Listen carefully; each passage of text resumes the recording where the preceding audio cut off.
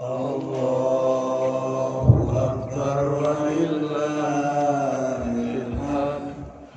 Diinformasikan kepada kaum muslimin dan muslimat yang akan menunaikan ibadah sholat Idul Adha bahwa pelaksanaan sholat Idul Adha akan dimulai pukul 06.30 dengan pengumuman kepada para jamaah yang masih berada di rumah atau di tengah jalan untuk segera mempercepat langkahnya karena 8 menit lagi akan mulai persiapan sholat Idul Adha. Panitia menyediakan tempat untuk para bapak-bapak di lapangan badminton, kemudian para ibu kita sediakan tempat di dalam masjid Natal. Demikian terima kasih. Allahu Akbar, Allahu Akbar, Allahu Akbar. La ilaha illallah. Allahu Akbar. Allahu Akbar walillahil hamd. Allahu Akbar.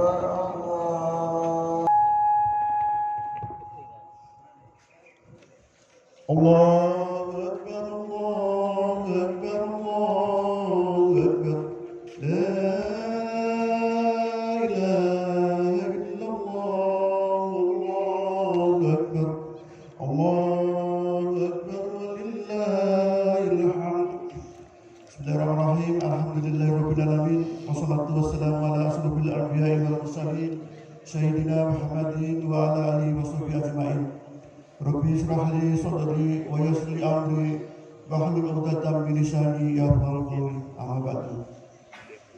Para jamaah salat Idul Adha jamiatan rahimahullah. Puji dan syukur marilah kita panjatkan kehadirat Allah Subhanahu wa taala karena di hari raya Idul Adha 1444 Hijriah ini kita masih diberi kesehatan dan beribu-ribu nikmatnya untuk sama-sama meramaikan hari kemenangan dengan bertakbir dan melaksanakan sholat sunnah secara berjamaah di masjid yang mulia ini. Salawat dan salam semoga selalu tercurahkan kepada junjungan kita Nabi besar Muhammad SAW beserta keluarganya, sahabat dan para tabi'in tabi'inat serta pengikutnya sampai akhir zaman. Dengan harapan agar kita semua mendapatkan syafaat Nabi Muhammad SAW agar kita semua dapat bernaung di bawah bendera Islam dan selamat pada hari perhitungan amal perbuatan kita nanti di hari akhir. Amin ya rabbal alamin. Sebelum kami menyampaikan maklumat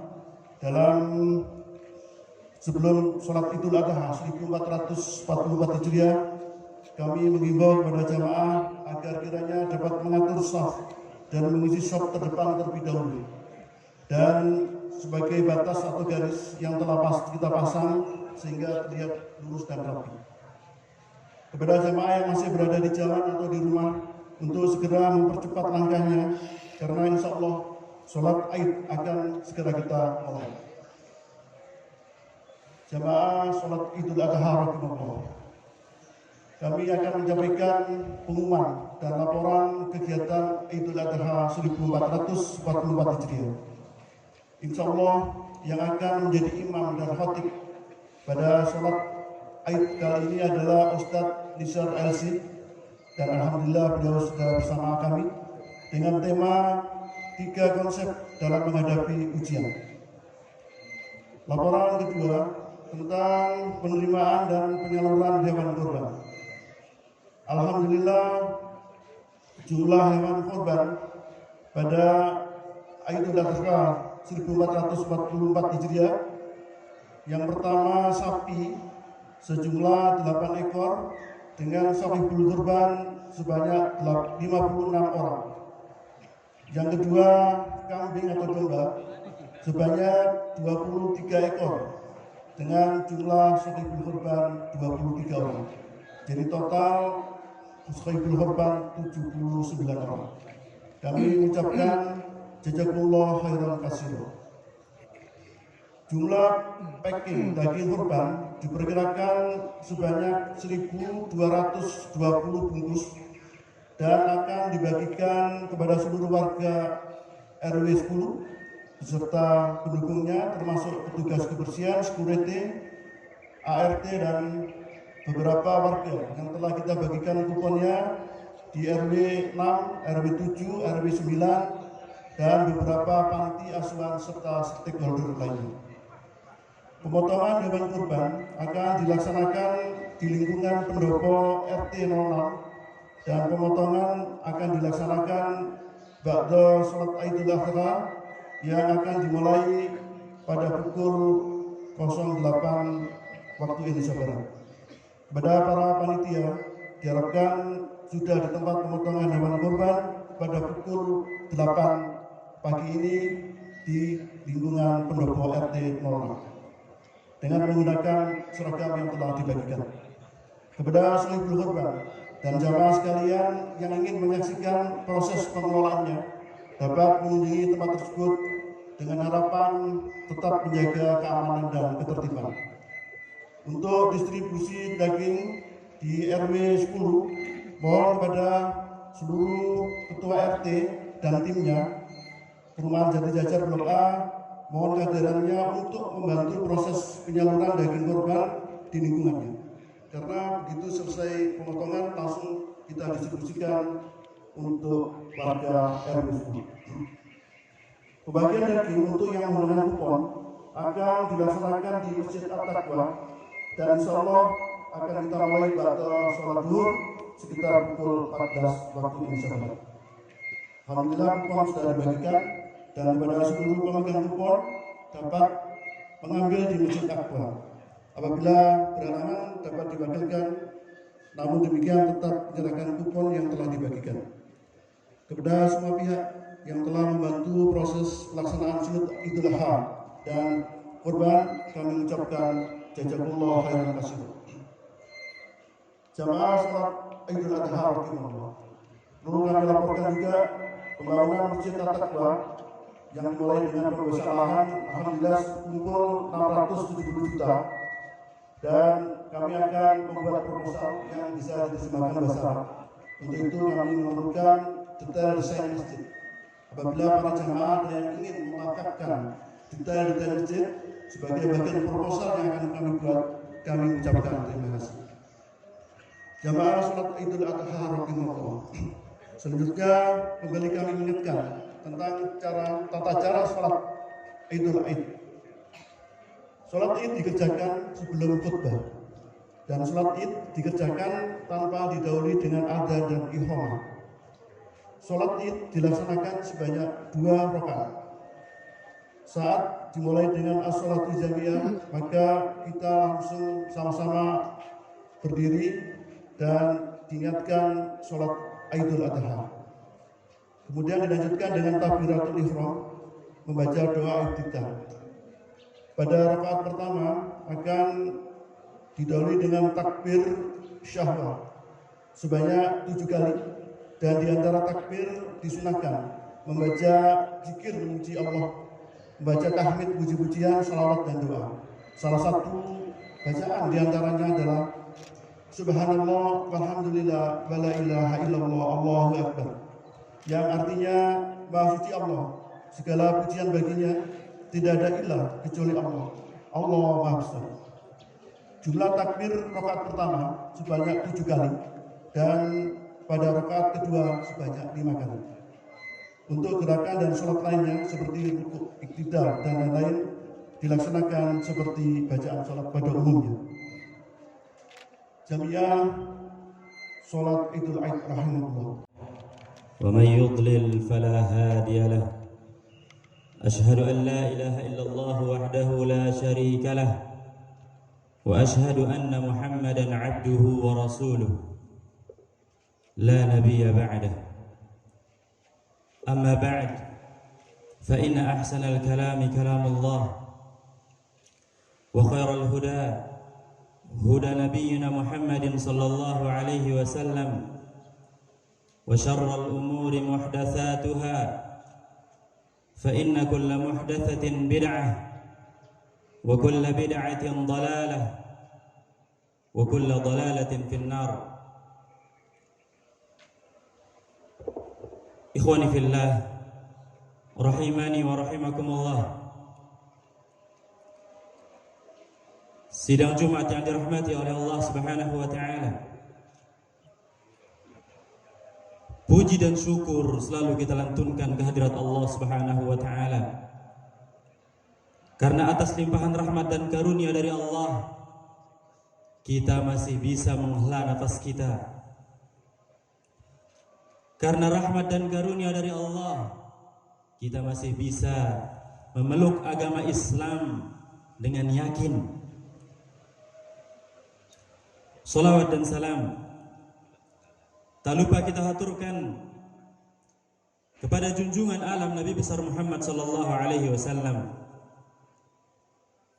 yang telah membimbing umat ini sehingga umat manusia ini bisa mengenal Allah Subhanahu wa taala dengan benar, yang mana pada kala itu manusia dalam keadaan bodoh, dalam keadaan tidak mengenal Allah. Orang-orang yang mengenal Allah pada kala itu, mereka semua menyekutukan Allah Subhanahu wa taala. Kaum muslimin yang saya muliakan, telah kita ketahui bersama bahwasanya Nabi Ibrahim alaihi salam beserta Nabi Ismail dan juga istri beliau, ibunda Nabi Ismail, mereka semua telah diuji oleh Allah Subhanahu wa taala dengan ujian yang besar. Yang Allah abadikan itu dalam firman-Nya, "Inna hadza lahu wal bala'ul mubin." Sesungguhnya ini adalah ujian yang nyata. Ujian yang begitu berat yang diujikan kepada Nabi Ibrahim alaihi salam dan kepada Nabi Ismail, di mana Nabi Ibrahim alaihi salam diminta oleh Allah, diperintahkan oleh Allah Subhanahu wa taala untuk menyembelih anak yang paling disayang, anak yang dinanti-nanti, yang anak yang diberikan oleh Allah Subhanahu wa taala ketika beliau sudah lanjut usia.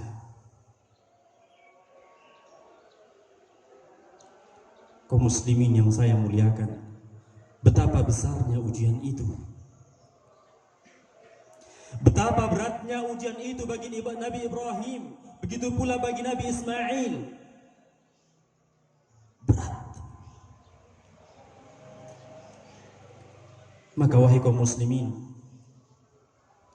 dari kisah Nabi Ibrahim alaihi salam beserta keluarga beliau, kita bisa memetik beberapa konsep, paling kurang 3 konsep dalam menghadapi ujian Allah Subhanahu wa taala.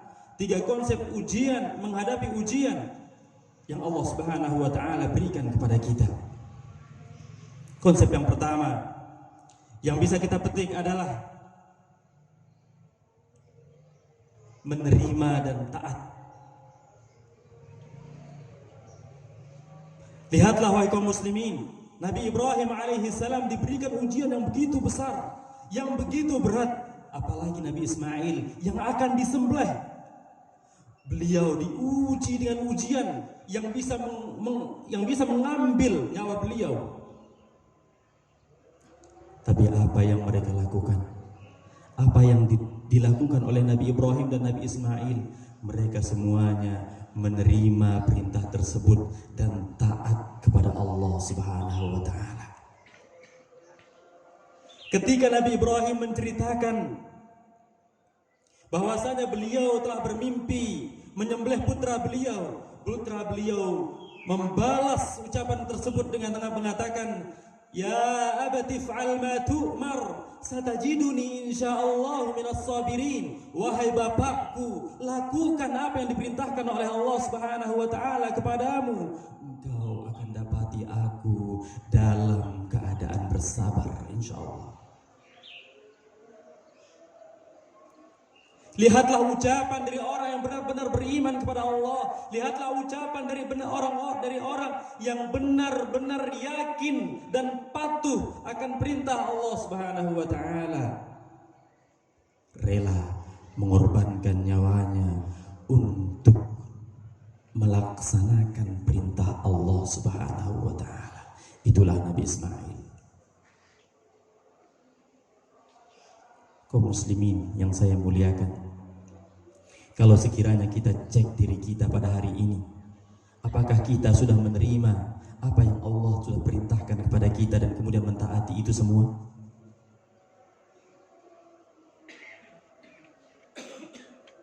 Ketika Allah Subhanahu wa taala memerintahkan kepada kita untuk berhaji, untuk pergi berhaji, Rasul Allah Subhanahu wa taala sudah panggil kita ribuan tahun yang lalu. Allah Subhanahu wa taala panggil semua orang yang mampu, silahkan menunaikan ibadah haji. Akan tetapi banyak di antara kaum muslimin yang mengatakan, saya belum dipanggil oleh Allah Subhanahu wa taala, padahal ia mampu untuk melaksanakan haji.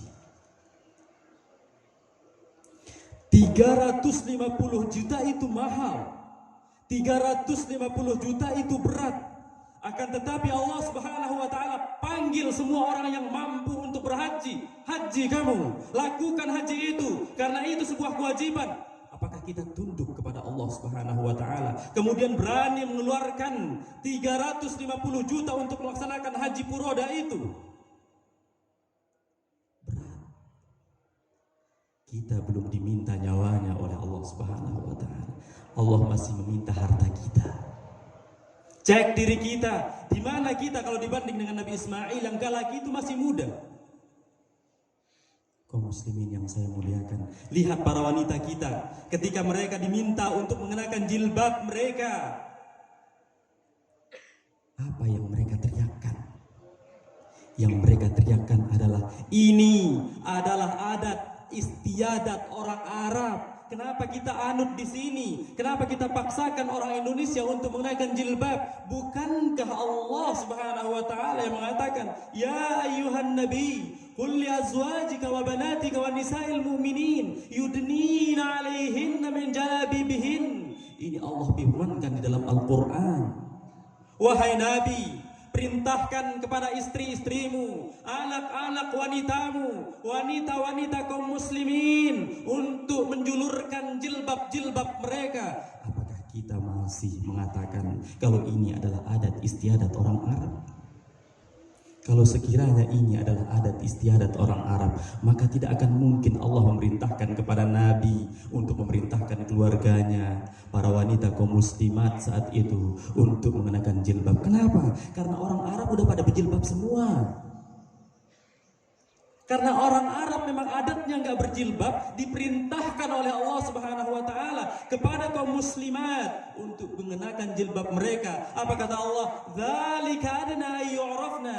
Itu biar mereka itu gampang dikenali. Fala yu'dzain. Kemudian mereka tidak diganggu. Maka lihatlah wahai kaum muslimin, ketika orang-orang mengenakan jilbab sesuai dengan syar'i, menutup tubuh mereka, tidak akan diganggu. Kenapa? Karena itu janji Allah Subhanahu wa taala. Orang-orang yang mengenakan jilbab tidak akan diganggu, kata Allah Subhanahu wa taala. Fala yu'dzain, mereka tidak akan diganggu. Maka ceklah diri kita wahai kaum muslimin. Ketika Nabi Ibrahim dan Nabi Ismail itu menerima dan taat terhadap perintah Allah, cek diri kita, apakah kita sudah menerima dan taat kepada Allah Subhanahu wa taala. Itu konsep pertama untuk menghadapi ujian, cobaan yang Allah Subhanahu wa taala berikan kepada kita adalah menerima dan mentaati Allah Subhanahu wa taala.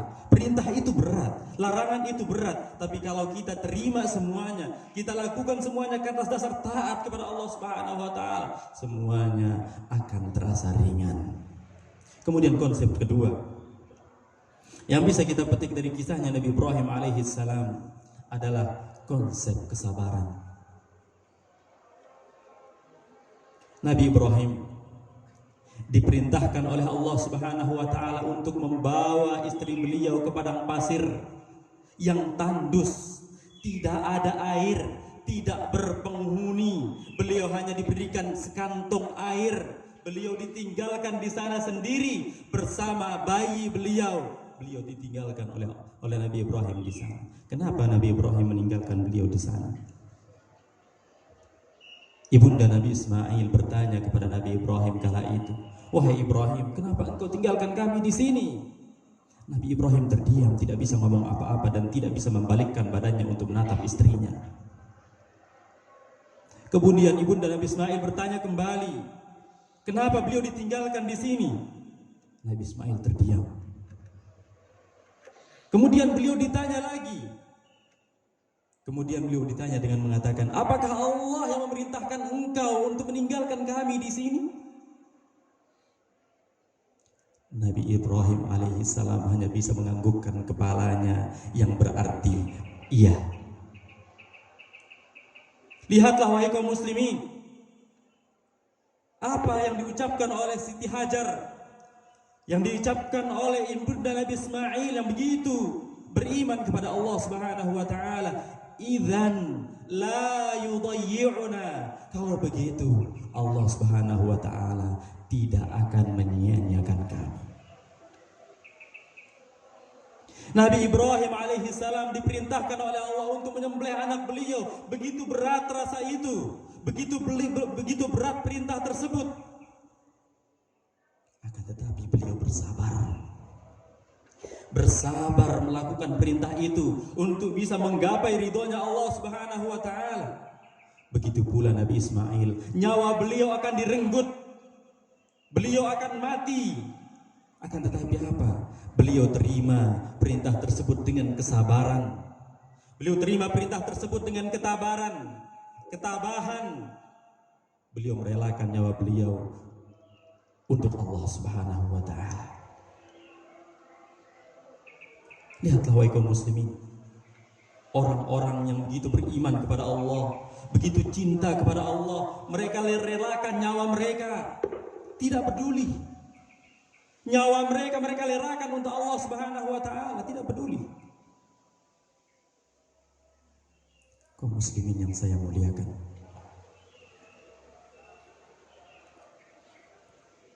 apakah kita tidak bisa seperti itu? Apakah kita tidak bisa seperti mereka? Bisa, kalau iman kita bisa seperti mereka, atau kalau iman kita minimal mirip seperti iman mereka, atau kalau kita memang benar-benar mau beriman seperti imannya mereka. Bisa. Kemudian konsep yang ketiga yang bisa kita petik dari perjalanan hidupnya Nabi Ibrahim alaihissalam adalah konsep tawakal.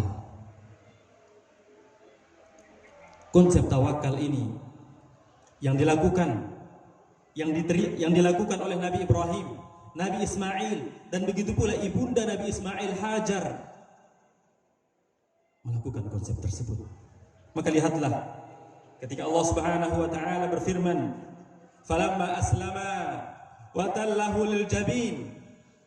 Maka ketika mereka berdua, Nabi Ibrahim dan Nabi Ismail itu berserah diri, menyerahkan semua urusan tersebut kepada Allah Subhanahu wa taala, kemudian meletakkan pelipis Nabi Ismail di tanah. Udah siap dibaringkan, udah dia siap untuk disembelih. Wa nadainahu ayya Ibrahim, kami panggil Nabi Ibrahim, "Wahai Ibrahim, qad saddaqtar ru'ya." Engkau sudah membenarkan mimpi yang aku berikan kepadamu.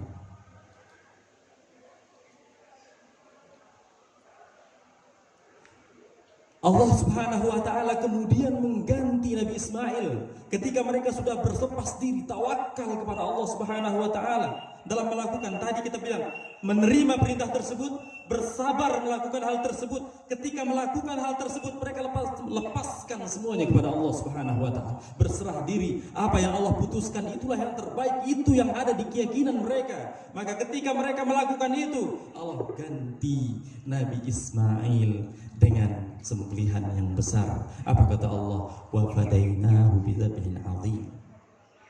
Kami ganti dia, Nabi Ismail itu, dengan sembelihan yang besar. Kapan itu beliau terima? Ketika beliau benar-benar melakukan perintah tersebut, baru Allah tampakkan pertolongan itu. Kalau kita enggak, Kalau kita beda, yang kita inginkan pertolongan itu, baru kita ingin beriman. Kebalik apa enggak itu? Yang kita inginkan bagaimana Allah nolong kita, baru kita perbaiki iman kita. Salah konsepnya. Konsepnya adalah kuatkan imanmu, ikuti apa arahan yang diarahkan oleh Allah, perintah yang diperintahkan oleh Rasul, baru di situ Allah Subhanahu wa taala akan tampakkan pertolongannya.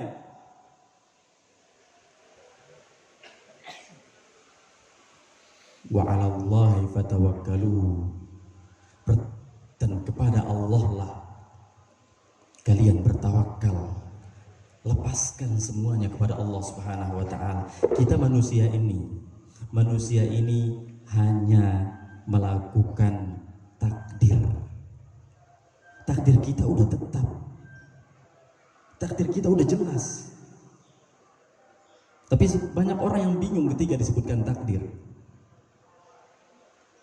Apa kata mereka? Dan itu yang membuat para sahabat juga dahulu bingung. Ketika disebutkan oleh Rasul Shallallahu Alaihi Wasallam bahwa penduduk surga udah jelas, penduduk neraka juga sudah jelas. Para sahabat mengatakan, kalau begitu ngapain kita beramal wahai Rasul? Nyapain beramal. Toh juga kalau misalkan dia rajin beribadah, dia akan masuk neraka kalau memang dia penduduk neraka. Itu pertanyaan terbesit di para sahabat dan mereka tanyakan kepada Rasul Shallallahu Alaihi Wasallam. Tapi apa kata Rasul Shallallahu Alaihi Wasallam? I'malu fakullun muyassarun lima khuliqa lahu. Beramal kalian, lakukan perintah Allah, tinggalkan larangan Allah. Fakullun muyassarun lima khuliqa lahu. Masing-masing dari kita diberikan kemudahan untuk melakukan. Besok itu tempat dia di mana? Maka berhati-hati kita wahai kaum muslimin, ketika kita diberikan kemudahan untuk melakukan kemaksiatan, jangan-jangan kita tempatnya di neraka. Dan jangan bergampang-gampang bagi orang yang mungkin diberikan kemudahan untuk melakukan ketaatan. Jangan kemudian ia berasumsi dengan mengatakan, saya pasti di surga. Siapa bilang? Kalau amalan yang Anda lakukan tidak ikhlas karena Allah, tidak akan diterima oleh Allah, dan Allah akan hapus semuanya, kemudian Anda jebloskan orang tersebut ke dalam neraka Allah Subhanahu wa taala. Maka tidak ada kata aman di dunia ini. Orang soleh kelihatan yang soleh, ustadz, ulama, kiai, siapapun mereka, sama di mata Allah Subhanahu wa taala. Yang dicek dan diuji adalah ketakwaan, bukan penampilan, bukan kegagahan, bukan omongan. Ana dan antum sama di mata Allah Subhanahu wa taala. Yang membedakan kita adalah takwa kita kepada Allah Subhanahu wa taala, bukan siapa-siapa, bukan apa-apa. Satu yang membedakan seseorang di mata Allah hanya ketakwaan, dan itulah yang dimiliki oleh Nabi Ibrahim dan Nabi Ismail alaihissalam. Saya katakan terakhir kepada antum semua, ketika kita pusing masalah takdir, saya berikan antum satu analogi, satu perumpamaan. Kalau misalkan antum kerja di sebuah perusahaan, dan perusahaan ini lagi merekrut dan lagi membentuk manajemen, ada yang akan dijadikan manajernya, staf-staf udah belum, tapi dia sudah tetapkan, tapi belum diumumkan.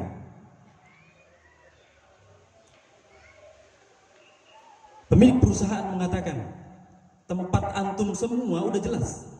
Siapa yang jadi manajernya, siapa yang jadi EOB-nya, siapa yang jadi direkturnya, udah jelas semua, kata dia.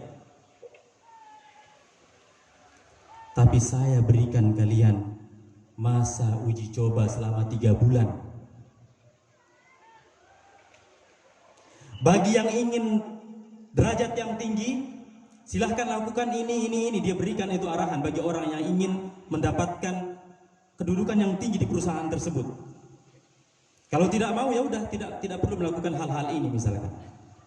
Saya tanya sama antum, apakah ada di antara kita kemudian berleha-leha, bersantai-santai ketika diberikan arahan, kalau kamu ingin jabatan tinggi, lakukan ini, berikan arahan sama dia. Apakah ada di antara kita kemudian, udahlah, toh juga udah tetap tempat kita di mana, begitu kan?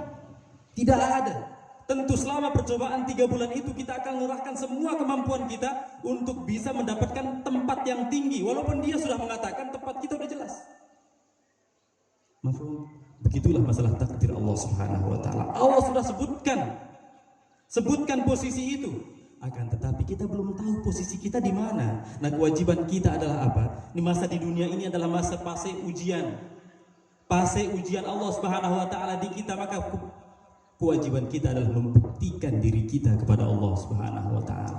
Buktikan kalau kita hamba Allah Subhanahu wa taala. Bagaimana cara membuktikan kalau kita hamba Allah Subhanahu wa taala? Yang pertama tadi, terima semua perintah Allah Subhanahu wa taala. Tinggalkan semua larangan Allah Subhanahu wa taala. Itu konsep pertama dalam menerima takdir Allah Subhanahu wa taala dan ujian-ujian Allah Subhanahu wa taala, perintah-perintah Allah Subhanahu wa taala, menerima dan taat. Kemudian konsep yang kedua, bersabar dalam melaksanakan perintah tadi. Bersabar dalam menghadapi ujian apapun yang menimpa kita. Berat rasanya, iya, tapi itu adalah ujian yang Allah berikan kepada kita.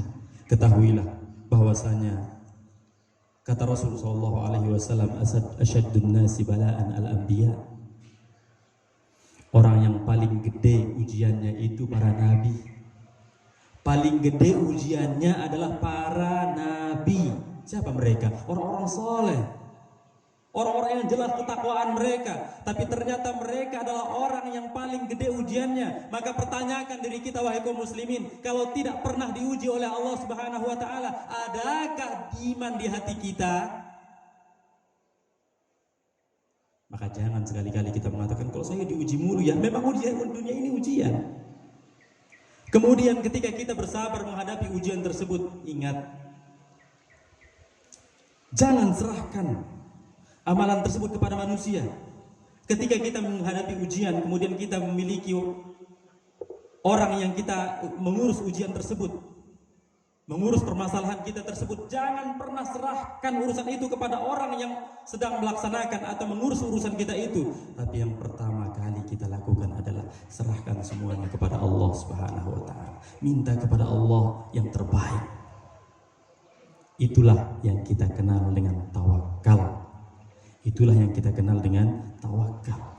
Karena tawakal ini akan bisa menjaga kita dari berburuk sangka kepada Allah Subhanahu wa taala, dan itulah yang akan membawa kita kepada peringkat ketakwaan yang paling tinggi. Semoga khutbah ini bisa bermanfaat untuk diri khotib pribadi dan jamaah sekalian, dan semoga kita bisa mengamalkan isi khutbah kali ini, dan semoga kita bisa mengikuti langkah-langkah para anbiya wal mursalin dan dicatat oleh Allah Subhanahu wa taala sebagai pengikut para anbiya wal mursalin. Allahumma salli ala Muhammad wa ala ali Muhammad kama sallaita ala Ibrahim wa ala ali Ibrahim innaka Hamidum Majid, wa barik ala Muhammad wa ala ali Muhammad kama barakta ala Ibrahim wa ala ali Ibrahim innaka Hamidum Majid. Allahumma ighfir lil muslimina wal muslimat wal mu'minina wal mu'minat al-ahya'i minhum wal amwat innaka sami'un qaribun mujibud da'awat. Allahumma arinal haqqa haqqan warzuqna ittiba'ah wa arinal batila batila warzuqna ijtinabah. Allahumma inna nas'aluka al-huda wat-tuqa wal 'afafa wal ghina. Allahumma anfa'na bima 'allamtana wa 'allimna ma yanfa'una. Allahumma kfina bihalalika an haramik wa aghnina bifadlika amman siwak. Allahumma inna nas'aluka ilman nafi'a wa rizqan tayyiba wa amalan mutaqabbala. Rabbana atina fid dunya hasanah wa fil akhirati hasanah wa qina adzaban nar. Wa sallallahu ala nabiyyina Muhammad wa ala alihi wa sahbihi wa baraka wa sallam. Assalamualaikum warahmatullahi wabarakatuh.